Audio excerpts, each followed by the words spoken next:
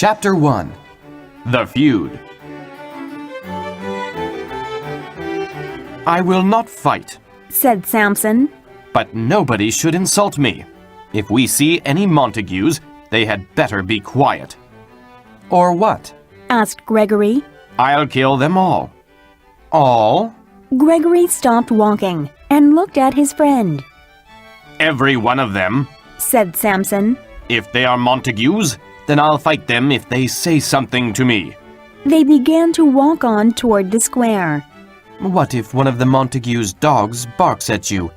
Gregory asked jokingly. Then I'd fight with it. What about women? This time Samson stopped, as if to think about the question. It's all the same. If they are Montagues, they are my enemies, and they will know I'm angry. So you'd fight with the women? I didn't say that. Samson explained. I said they'd know I'm angry. I'd fight with the men. After beating them, I would be kind to the women. You mean you'd charm them once the Montague men were gone? Yes, I guess so. But that's not really showing them that you're angry, unless you think charming the women is the same as fighting the men. Isn't it? Samson answered. Either way, it's about showing the Montagues who's the boss. I'll beat the men with swords, the women with smiles and pretty words. It's all the same. I wish it were the same, said Gregory, seeing two servants from the Montague family approaching from across the square. Then you could just smile and say kind things to these two and be satisfied. Samson watched the two men strut through the square. I can think of nothing kind to say. The two men began to walk toward Samson and Gregory, looking at them with angry eyes. They were making nasty remarks among themselves about Samson and Gregory. Gregory gave an unnatural smile as the two passed by. Samson did the same, but he could not hold in his hatred. As soon as the men passed, he stuck out his middle finger and went, Arr! The men stopped and turned. Are you giving us the finger, sir? Said one of them. Samson whispered to Gregory. Is the law on our side if I say yes? No. Then no, Stated Samson. But I saw you stick out your finger. Said the man named Abraham. And I heard you make a noise. Said the other named Balthazar. Then I stuck out my finger, sir. Said Samson innocently. And I made a noise. What about it?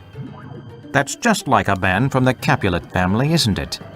Said the other man. Making rude gestures to honest people and then too cowardly to confess to it, just like a Capulet. Agreed Abraham. Cowards, every one of them. There's no reason to call anyone a coward. Said Gregory. I'll show you who's a coward. Said Samson. As he grabbed his knife, he accidentally pushed Gregory into Abraham. You saw that, Balthazar. He attacked me.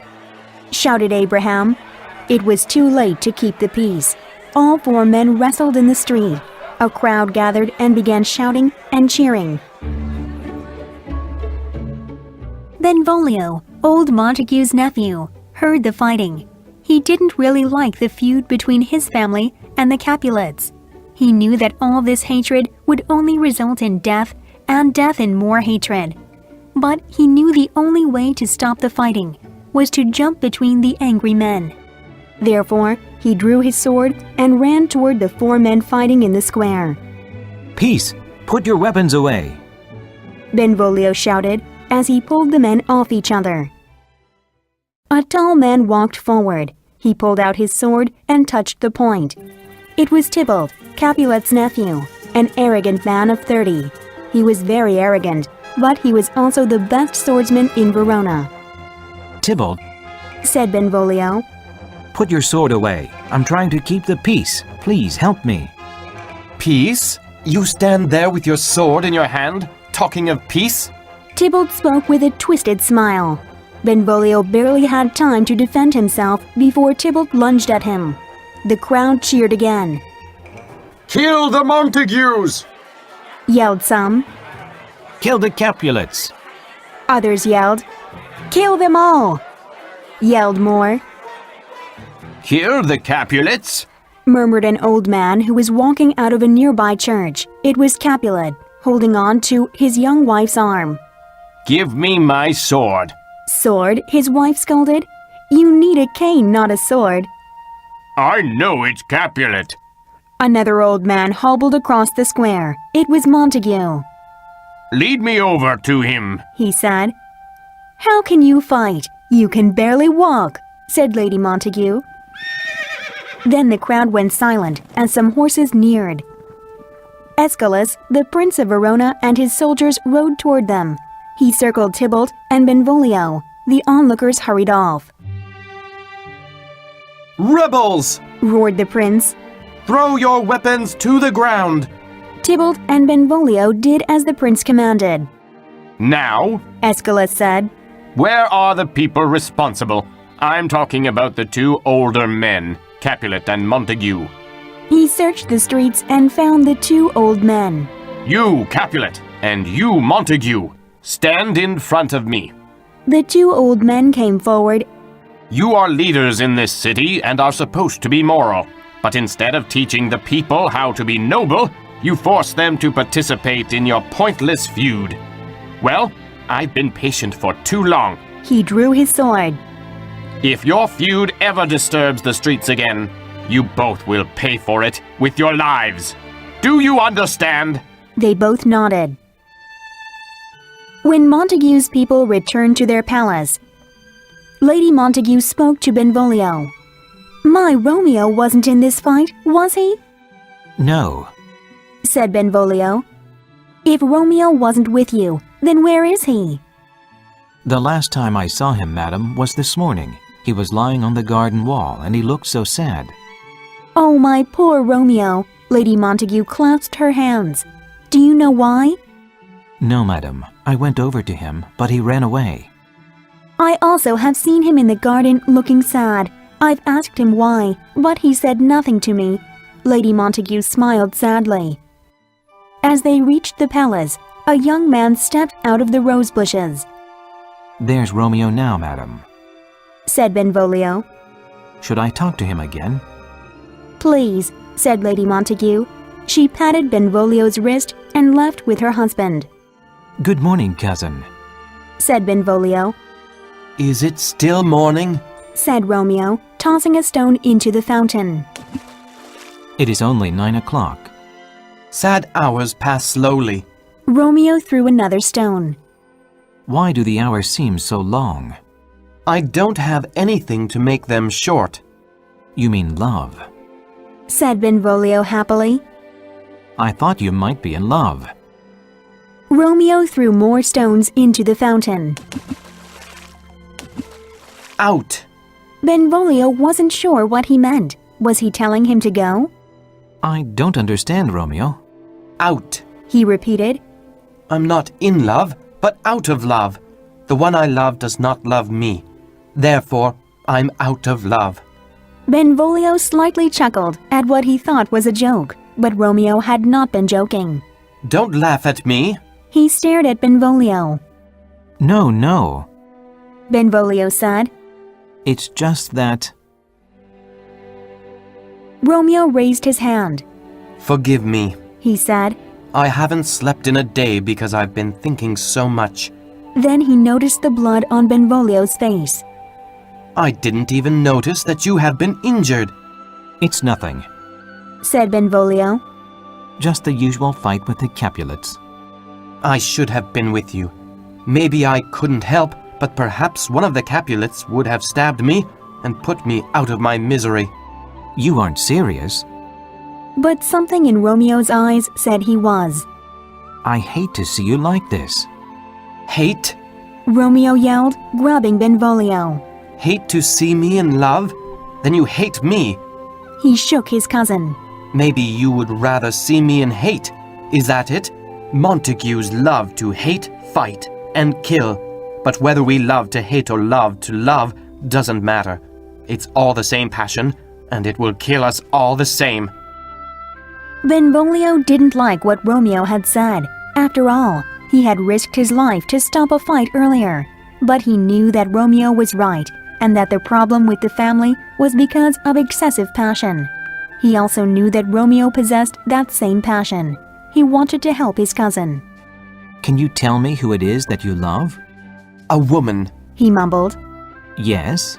Said Benvolio. Who? Rosalind. Said Romeo.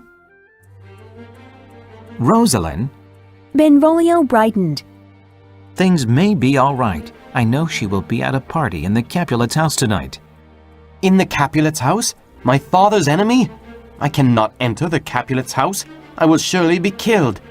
Although, that may not be so bad. Cousin, Said Benvolio. Mercutio, one of our friends, is invited to the party. We can go with him. We will wear masks so no one will recognize us. Romeo looked up happily. Not ready to die yet, eh? Benvolio was glad to see Romeo look a little happier.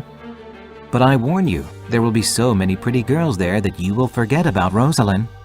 Oh, Benvolio, there is no one more beautiful than her, and I would not want another. Believe what you want. Said Benvolio. Just get ready for the party. Capulet, drinking some cool water, leaned back in his chair.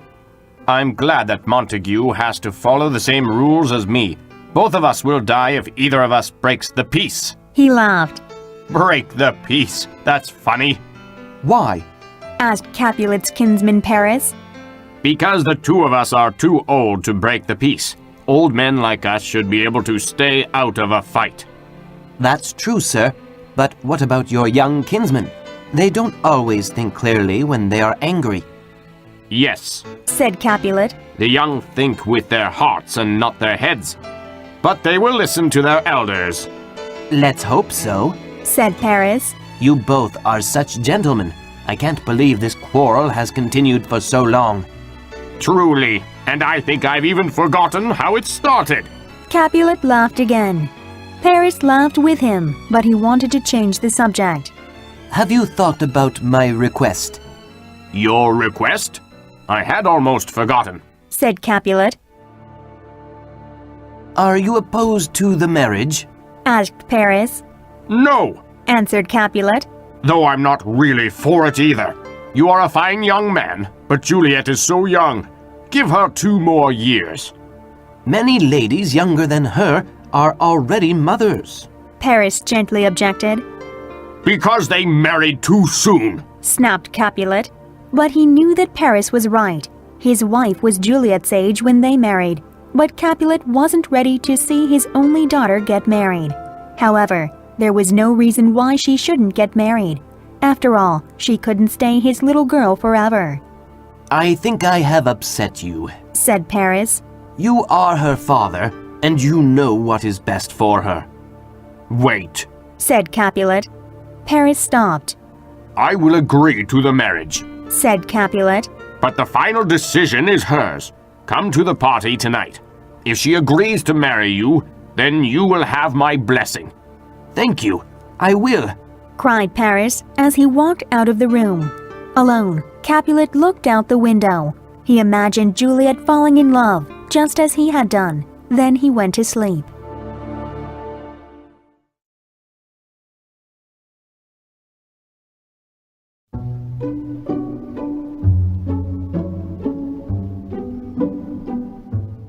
Chapter 2. Love at First Sight. Nurse! Called Lady Capulet. Coming, madam, yelled the nurse as she ran down the stairs. Where's my daughter? Demanded Lady Capulet. Where are you, Juliet? The nurse shouted up the stairs. Juliet appeared at the top of the stairs. Her long black hair looked beautiful. Now, began Lady Capulet, you are old enough to get married. So tell me, Juliet, how would you like to be married? Juliet thought the question was awkward. She didn't want to defy her mother, so she chose her words carefully. I've always dreamed of getting married, she said politely, but I'm still too young to think of marriage. Lady Capulet knew this would be difficult, so she spoke directly. I will be brief. The brave Paris wants to marry you. What do you think, Juliet? spoke Lady Capulet. "He will be at the party tonight. Take a good look at him before you answer." "I will look," replied Juliet. Lady Capulet couldn't tell if Juliet was happy and wondered if she could love Paris. Come on, Yelled Mercutio to Romeo and Benvolio. we're going to be late. I thought a man in love could fly here on Cupid's wings. Mercutio laughed. You're wrong, Mercutio. Romeo said. Love is burdensome, so a lover's feet are slow. Does that mean you can't dance tonight? Mercutio asked. If I was in love, I would dance.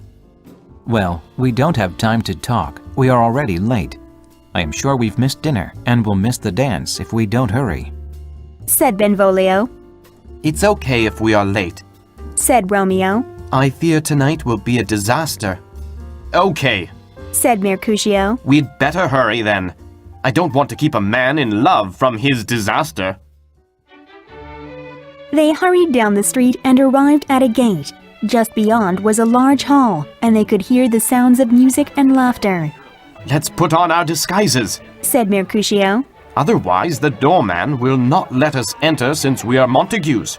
The three entered the party wearing masks.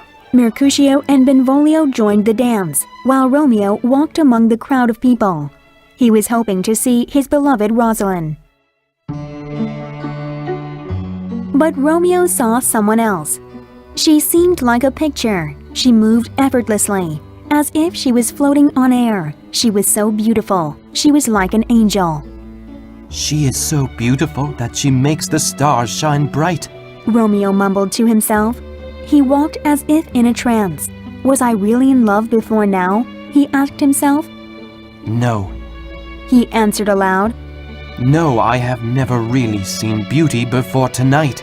He lifted his mask, hoping the lady would see his face. She did. What's the matter?